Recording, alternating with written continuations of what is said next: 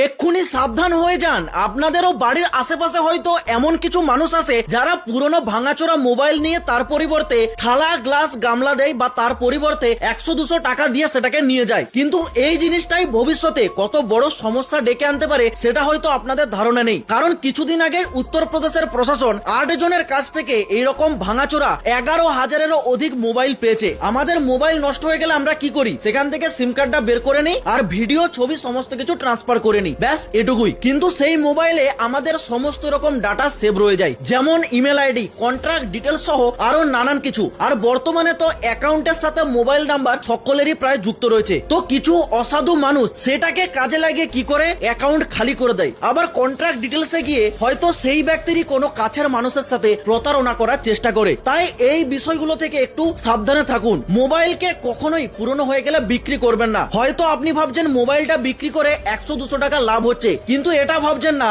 100-200 টাকার পরিবর্তে আপনি আপনার ব্যক্তিগত তথ্যটা বিক্রি করে ফেলছেন। তাই একটু সতর্ক থাকুন আর এই ভিডিওটা সকলে শেয়ার করুন, কারণ ভারতবর্ষের প্রতিটা মানুষকে এই বিষয়ে সতর্ক থাকা দরকার।